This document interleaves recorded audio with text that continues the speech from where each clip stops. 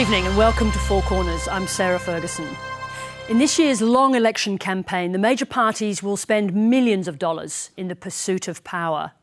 To bankroll their campaigns, they're heavily reliant on donations from individuals, companies, unions and other organisations. The system goes to the heart of the functioning of our democracy, yet there is so little transparency in the way it works that in many cases we may never know exactly who donated, how much and to whom, and what, if anything, those donors get in return. Tonight, former Liberal Party Treasurer Michael Yabsley says we've reached crunch time to overhaul Australia's system of political donations. This report from Quentin McDermott begins at a lavish fundraiser at Parliament House.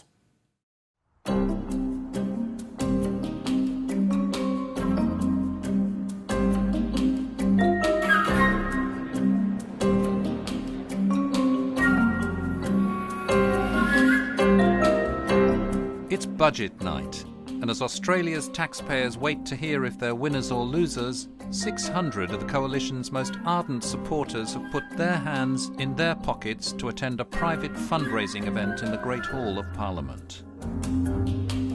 These are democracy's real winners, the donors who can afford to pay up to $2,000 a head to buy access to the highest reaches of the federal government.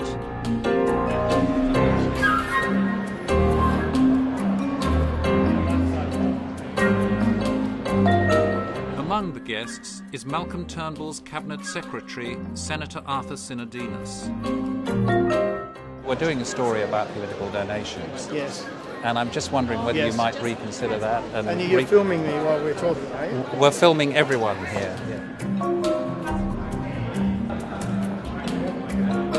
Senator Sinodinos is the politician in the eye of the most recent storm surrounding our system of political donations. Well, we have a system where giving money can influence outcomes, and that's a soft form of corruption. It comes by way of improved access, in particular to people making key decisions that affect corporate interests, and that's something that runs counter to the most basic democratic ideals. There is a lot of rent-seeking and influence peddling that goes on that favours companies and individuals who make large donations. So it's sort of institutionalised corruption, influence peddling, and it's a anything goes system unlike anywhere else in the world. I believe this is now crunch time. You know, the damage that has been done to the reputations of many, many individuals, to the reputations of many companies, and the reputations of the major political parties, it all points to the absolute case to do away with the system of political fundraising that we currently have. The artist is a fellow by the name of Peter Lumberg, who specialises in big art. Michael Yabsley is the consummate political insider. From 1999 to 2003, he was the Liberals' corporate fundraiser in New South Wales.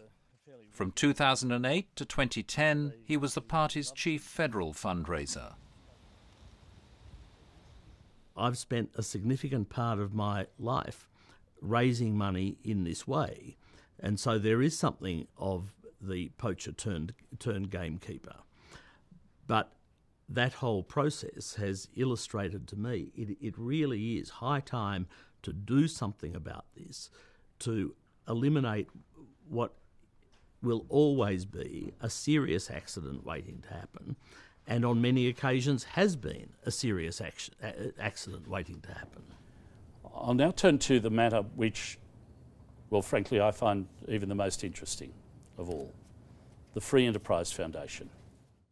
At sensational hearings before ICAC, the Independent Commission Against Corruption, allegations of secretive donations were made.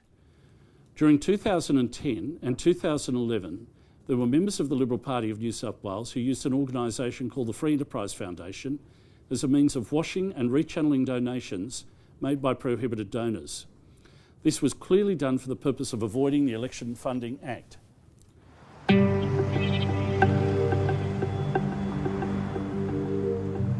The allegation was that donations from developers, which are banned in New South Wales, were secretly channelled through the Free Enterprise Foundation. foundation then donated $700,000 to the New South Wales Liberals, a substantial part of which came from the developers. Prohibited donations were made to the Free Enterprise Foundation, then remade to the Liberal Party. The Liberal Party then simply disclosed a donation from the Free Enterprise Foundation, thereby disguising the true source of the money. The actions of these persons were a serious breach of the law and a serious breach of trust with the voters of New South Wales. The Free Enterprise Foundation denies it's ever broken the law or breached its regulatory requirements. I think the Free Enterprise Foundation is an example of a range of entities that have grown up around this system that provide both deniability on the part of some participants and also structures that enable the donation laws to be avoided. Those sort of enterprises are very useful to people because they enable money to be channelled into political interests without full disclosure and in circumstances where the public can't clearly see that there may be an outcome by virtue of those donations. It's a very cloak and dagger organisation, isn't it? Look, I think it might be taking it a step too far to call it a cloak and dagger organisation. It was an organisation that was below the radar, and that's the way it had operated over decades. No commentary, please. When funds from prohibited donors were allegedly being channelled through the Free Enterprise Foundation back to the Liberal Party in New South Wales, the party's state treasurer was Arthur Sinodinos. Sorry guys, be careful. Michael Yabsley was the Liberals' federal treasurer at the time. When you were federal treasurer, were you concerned about the Free Enterprise Foundation and what it was doing?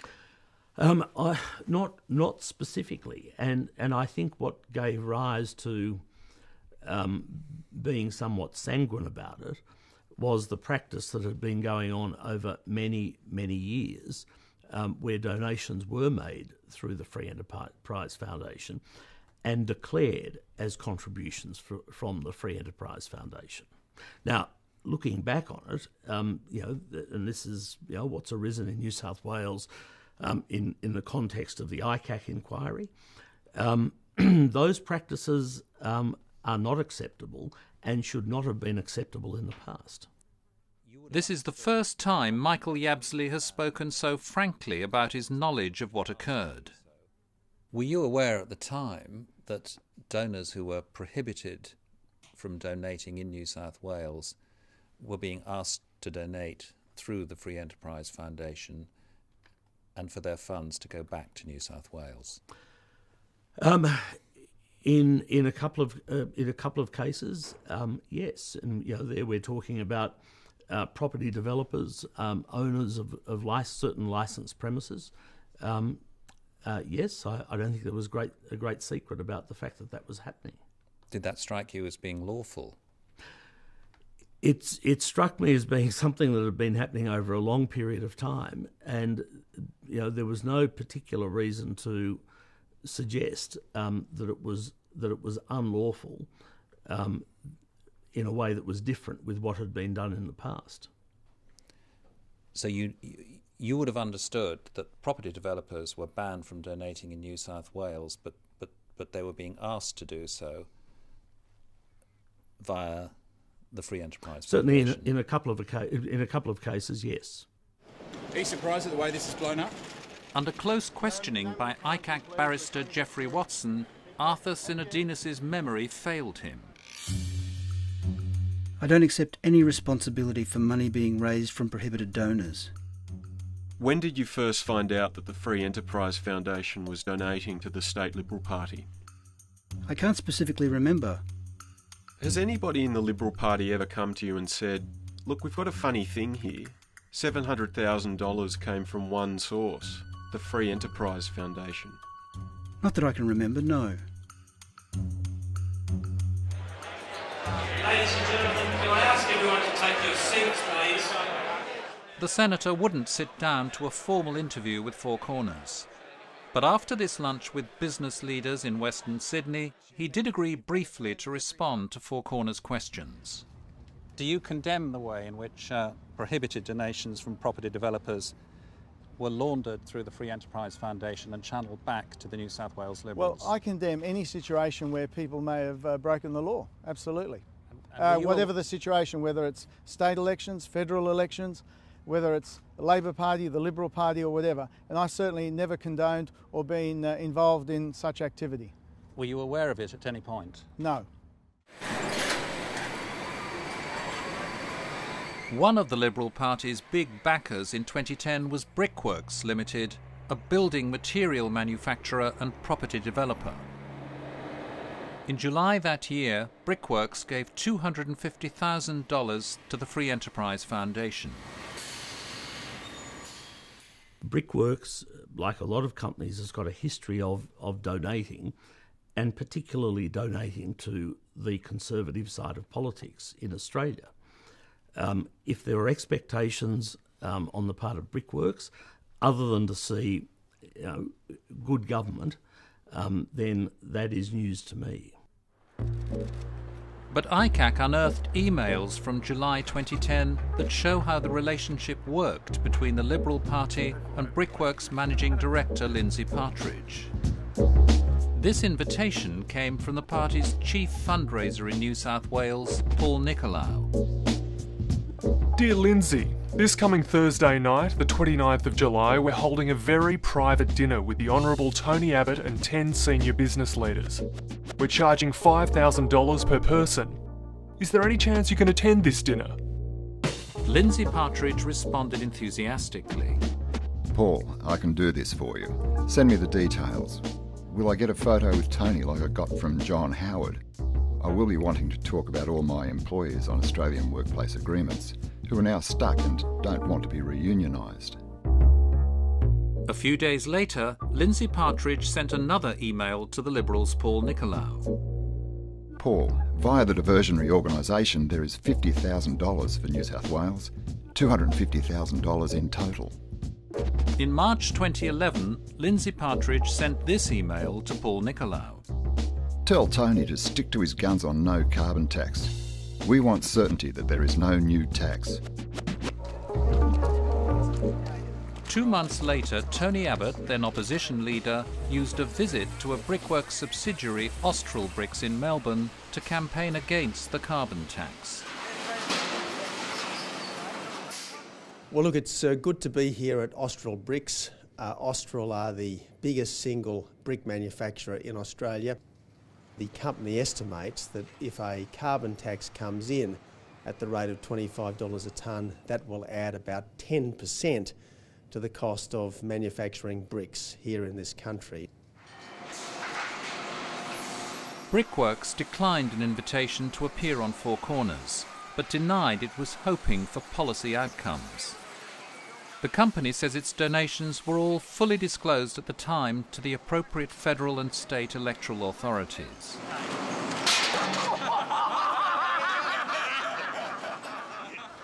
Well, we shouldn't imagine that companies are altruistic when it comes to making political donations. In fact, they're often making donations to both sides, suggesting there's no ideological background.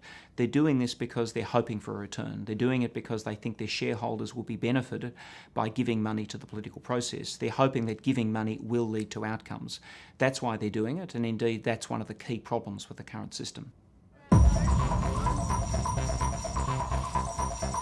Elections don't come cheap. In the last federal election year, the parties received $280 million in donations, public funding and other income. Among the biggest donors last year were mining millionaire Paul Marks, who gave close to $1 million to the Liberals, while the Shop Workers Union and Construction Union, the CFMEU, were two of Labour's biggest donors. The Australian Hotels Association gave generously to both sides of politics. There are many companies, mainly public companies, who will have what you could best describe as two bob each way. In the lead up to the 1998 election, I received a cheque. It was for a large amount of money. It was $50,000. But accompanying the cheque for the $50,000 was the letter that was meant to go to my counterpart in the Labor Party. And it just brought home how fickle this whole process is, and how the regime of 2 bob each way works. And what did the letter say? The letter said that the donor was happy to make the donation, and then went on to say, "I look forward to celebrating with Mr. Keating on election night." Now, the flip side to that is that my counterpart in the Labor Party, or at least the person who was responsible for the fundraising, received the cheque for the same amount of money and the letter where the donor was saying, "I look forward to celebrating with Mr. Howard on election night." So 2 bob each way. We are focused on innovation. One company which donates to both sides of politics is the shopping centre developer Westfield Corporation. I'm here as an independent shareholder, representing myself. Westfield gave $150,000 to the Free Enterprise Foundation.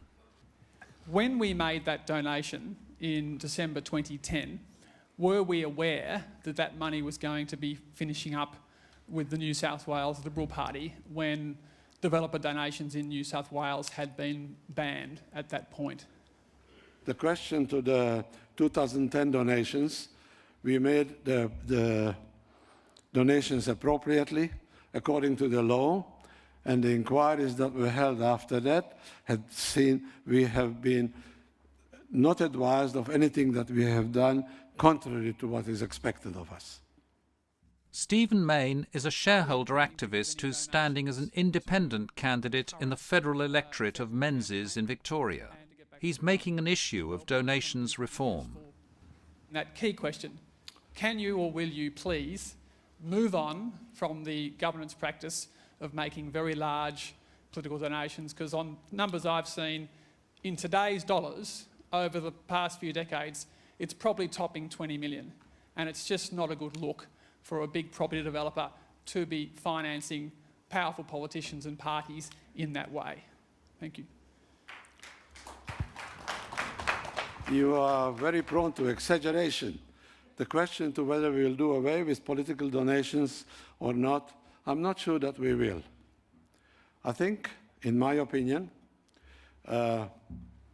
contributing to political parties is not a bad thing, provided it's done appropriately and you're not looking for any kind of favours, because it's a custom and it's a customary in a country like ours to make donations and require no benefits. But you know that the democratic process is helped by this way. On political donations, Frank Lowy won't be moved. But some successful entrepreneurs want reform. This is the wonderful thing about Australia. In terms of even political reform, I think it has much more capacity to actually accommodate innovation in a whole lot of areas than Europe in particular, I think. As an heir to the fortune built up by the huge construction and engineering company Transfield, Luca Belgiorno-Nettis lived inside the shadowy world of donations and lobbyists.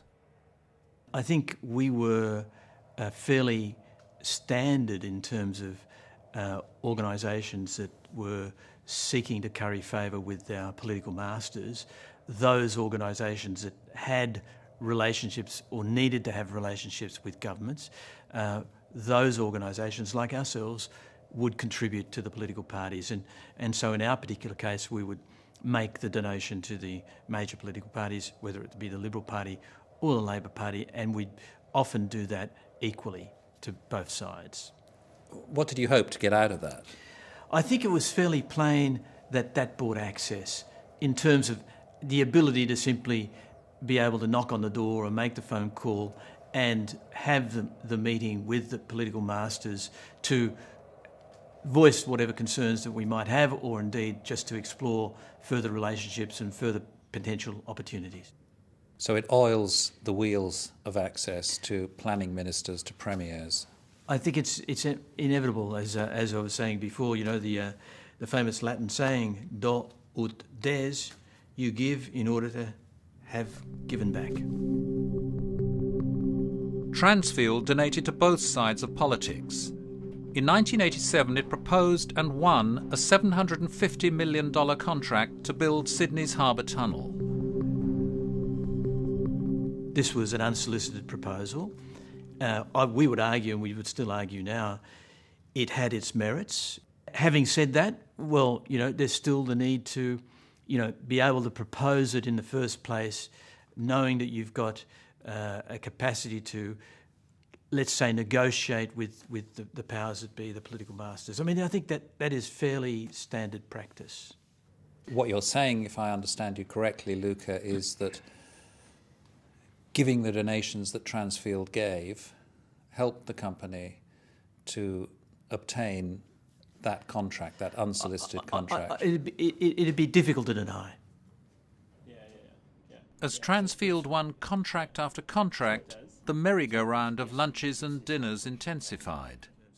But Luca Belgiorno-Nettis became disillusioned with the process of dealing with politicians and their fundraisers. He persuaded Transfield to stop donating and set up New Democracy, a foundation which promotes greater community engagement with governments and policy issues. What I found is they came across more as salesmen than statesmen, and that I didn't... that's what sort of encouraged me to sort of think about how we might look at doing politics better. Were you given the cold shoulder by the political parties? Were you no longer invited to their lunches and dinners? Oh no, I kept getting invited. I still get invites now. You just don't go? I just don't go. Okay. I don't go and I don't donate.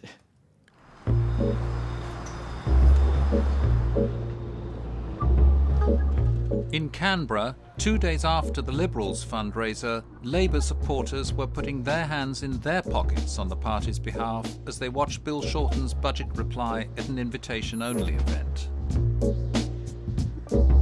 The corporate sector gives generously to Labour.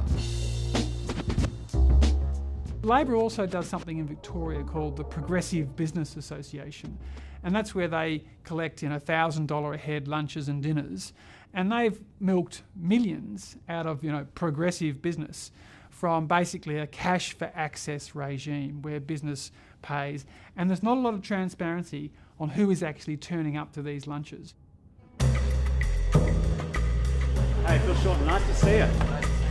Labour also receives millions of dollars from the unions. Good, mate. Nice to see you. Last year, nearly $700,000 came from the construction union, the CFMEU, some of whose officials were accused at the Royal Commission of acting corruptly or criminally. Yeah, nice to see you. The Labor Party is a wholly owned subsidiary of quite wealthy unions, which are their primary source of funding and lead to some perverse power for the unions. So I just think it's too sectionalised and concentrated in that power bought by the unions, and it should be open to other people to influence the Labor Party, not just one narrow sectional interest. Doesn't Labor demonstrate its gratitude to the unions day in, day out? Well, I just think that's to suggest there's some analogy between a bundle of cash and a long-standing, transparent and public and historical relationship with the trade union movement, I think is a pretty long bow. And your proposition, as I understand it from your evidence this morning, is that you the 40-odd thousand that Unibuilt supplied to acquire Lance Wilson services was some form of donation. Did you declare that to the AEC, for example? Well, it's come to my attention that the declaration hasn't been made until very recently. Well, when you say very recently, what do you mean by that? In the last few days. Last year, Labour leader Bill Shorten conceded that it had taken 8 years for his party to declare a $40,000 donation to his 2007 election campaign. The donation in kind was given to Bill Shorten's old union, the AWU, by Unibuilt, a labour hire company the union was negotiating with. It helped pay the wages of Shorten's election campaign manager. Did Unibuilt ask for any favours in return? From me for the donation? Yes. No. Should some action have been taken in that case? Well, it just shows how institutionalised the questionable practices are. I mean, how can you just do a late declaration and then suffer no opprobrium except for negative media coverage. I mean, political parties and candidates should be fined. They should be sanctioned. Like the Liberal Party, Labour doesn't fund its campaigns from direct donations alone. It also earns millions of dollars from property, shares and investments.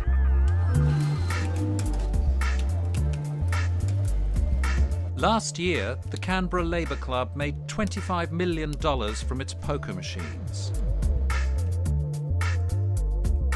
The club has assets of $50 million and has channeled millions of dollars to an obscure associated entity, the 1973 Foundation, which invests in property and donates to Labour's ACT branch. The Australian Labor Party in Australia is running gambling dens in Canberra to fund their operations. I mean, this is ridiculous. And it says something about the entrenched nature and power of the gambling industry in Australia, that the Labor Party thinks it's fine to make money off problem gamblers and to participate in the industry that is so polluted political decision-making and has left Australians as the biggest per capita gamblers in the world. Voters want donations to be disclosed openly and transparently, but that doesn't happen. The Australian Greens claim that in the last 5 years, substantial donations declared by major companies haven't been disclosed as donations by the parties. We've now just coming to completing a major project comparing the disclosures from the donors with the disclosures from political parties. And the figures in terms of the discrepancy are higher than we expected. It's coming in at about $7 to $8 million. And I find that extraordinary. Like, it really shows that the current system is failing. According to the Greens, donations from corporations such as Visa, National Australia Bank, Woodside Energy and Macquarie Group have not been disclosed as such by the major parties.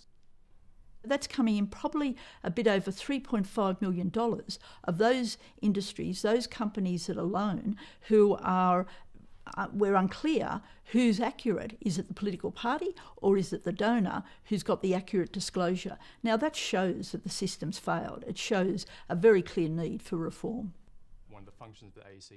The Greens too are criticised for accepting large donations from organisations with a political agenda.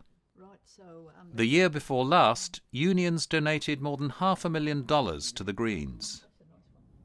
I think that the Greens' position on things like the Australian Building and Construction Commission is pretty dubious as well, because they've gone in harder against that than Labor, and that's why the CFMEU and the ETU have given the Greens hundreds of thousands of dollars.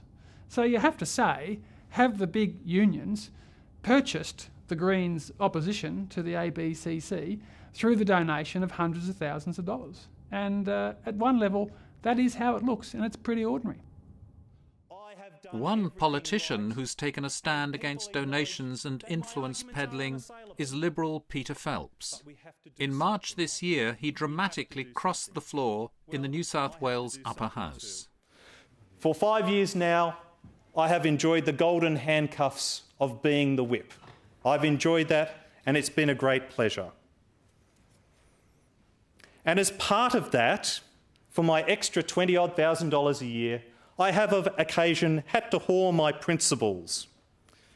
But this bill which criminalises the purchasing decisions, criminalises people for the purchasing decisions of their customers, is such an egregious breach of the core values of the Liberal Party that I cannot support it. As whip, I am meant to enforce party discipline. As whip, I am supposed to make sure that people vote the correct way. As whip, I am supposed to encourage people not to cross the floor. And on that basis, Mr Deputy President, I resign as whip, effective immediately. Peter Phelps was protesting about a bill backed by both Labor and the Coalition which penalises service station owners if they fail to meet a quota of E10 fuel sales. E10 fuel contains up to 10% ethanol. It's produced at this plant in Nowra, New South Wales, owned by the Manildra Group. The The company is headed by Dick Honan, a big political donor, and his company produces close to 70% of Australia's ethanol. Since 1998, Dick Honan and the Manildra Group have donated nearly $4.5 million to the Liberal, National and Labour parties. Honan is his own lobbyist, and that he is the Donald Trump style of, Clive Palmer, gruff bravado. You must do what I want to do because I'm an important person. In 2002, Dick Honan met John Howard. And 1 month later, the Howard government subsidised ethanol by 38 cents a litre, a hugely controversial decision at the time. Manildra received a total of $543 million from the taxpayer-funded subsidy before it ended last year. It was the right decision. I support the decision totally. It was not designed to confer a particular favour on Mr Honan at all, and any suggestion to that effect is strenuously repudiated by me and by members of the government, Mr Speaker.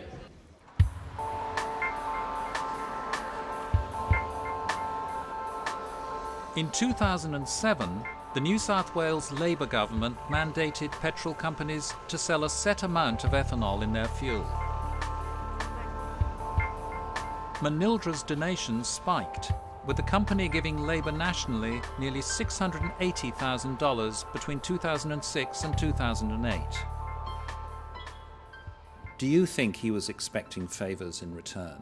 I don't think he gave out of the goodness of his heart, that's for certain. And the mere fact that after the 2007 election, if you have a look at the figures for that, he gave the State Labor Party something like $164,000 in the year that the year after the legislation had passed. I don't think that that's coincidental. Recently, with the coalition back in power, Manildra made further donations and met with ministers on at least 20 occasions. This year's legislation threatens small service station owners with penalties if they don't meet quotas for selling E10 fuel. What happened if the companies didn't meet their mandates? Technically, they faced fines of around $50,000 for a first offence and $500,000 for a subsequent offence. Ironically enough, in the new bill, which has come in, which applies not to the big oil companies, but only to little service stations, they've kept the same offence provisions. So whereas a fine previously given to a Caltex or a BP is now going to be applied to, Mr. and Mrs. Jones, at Galargambone with their little independent service station. How does that strike you? It's totally unfair. It's a complete violation of the Liberal Party ideals.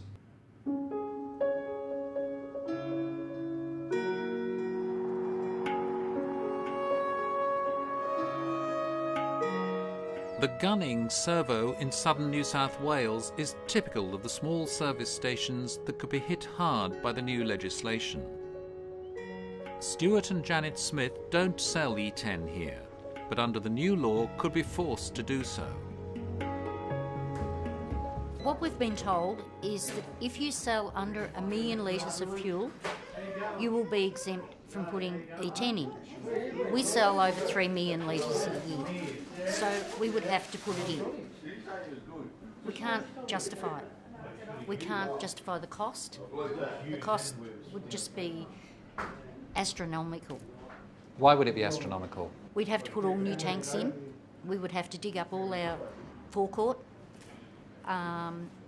new pumps. We couldn't afford it. If you had to sell E10 and you had to sell a certain volume of E10 and you weren't able to reach that target and you were fined as a result of that, how would that strike you? Bad. It's that wouldn't be fair. You can't force people to come and buy E10. You can't force people to come into your shop and buy anything. Dick Honan turned down an invitation to speak to Four Corners. Manildra says it's never sought or had any expectations of returns for its donations. Thanks, mate. I'll see you next time, mate. Thanks a lot, Stuart. Good on you. See you, Joe. See ya. There's a political element to this as well, isn't there? Because there's been an enormous amount of lobbying of New South Wales politicians to bring this law in, and donations have been made by the company, Manildra, to the big political parties. And we don't have the money to give to these political parties because we're just the everyday working Aussie. Is it the right system, though, politically, No. do you believe, for policy to be made off the back of big donations? No, Well, never. to me, it's like being a bully. They're telling you what you should do with your own business.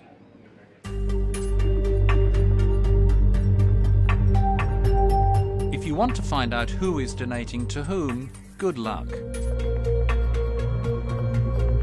Some donations are hidden behind PO boxes like this one, PO Box 292 in Canberra. This is the postal address of the Free Enterprise Foundation, the most notorious of the so-called associated entities that support and fund the parties. There are more than 190 of these entities, and some act as vehicles for hiding the identities of their donors.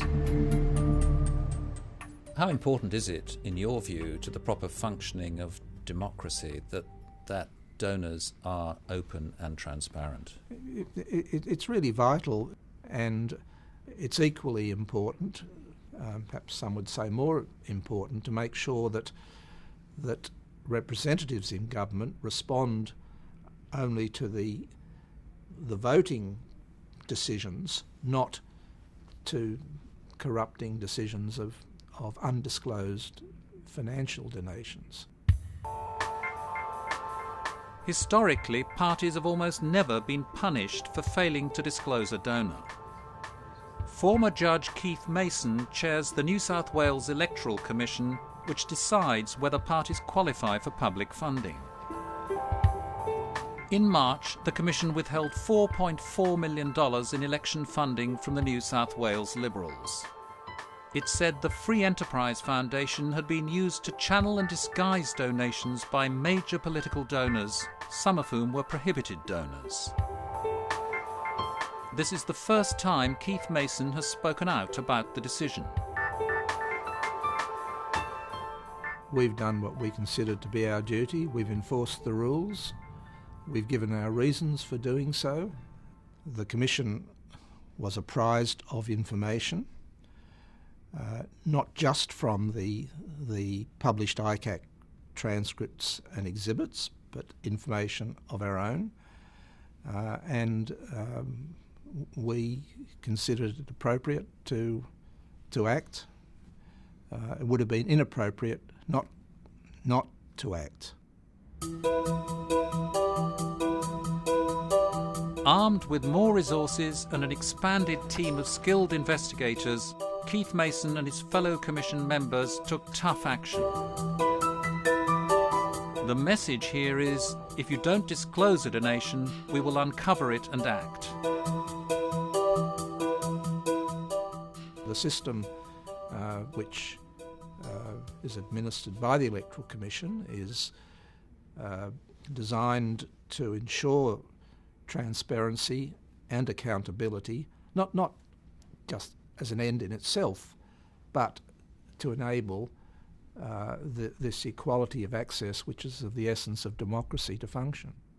Lovely to see you. How are you, mate? If you want to know who's funding the parties in this election campaign, you won't find out until the Australian Electoral Commission releases its data in February next year. And by then, the new government will be well and truly in power. Critics of our current funding laws want continuous real-time disclosure of donations, greater transparency, and an end to the patchwork legislation across states and territories.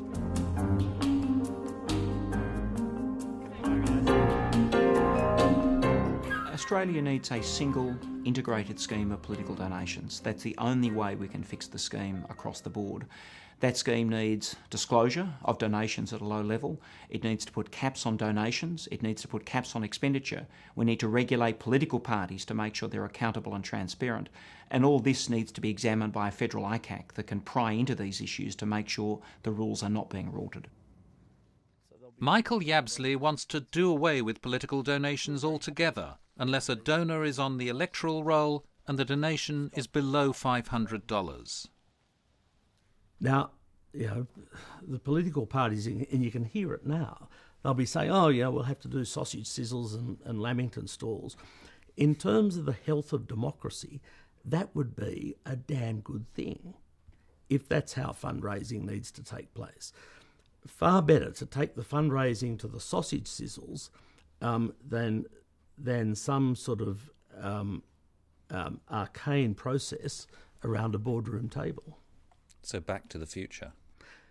In many respects, I'm all for it. It would be a very, very healthy thing for democracy. What's at stake here? Well, what's at stake is simply the quality of our democracy and the ability of people to have faith in their political institutions, the ability for decisions to be made in the right way and not subject to undue influence. We're really talking about here the health of our democracy, and when it comes to this system of political finance, it's clear the system at the moment is very sick. The Free Enterprise Foundation says that legally speaking, the funds it receives are gifts, not donations, given with no strings attached, which is entirely within the law. We'll find out ICAC's view when it releases its report on the scandal, which may be as early as next month. Next week, the business of making babies. Are women being sold false hope? See you then.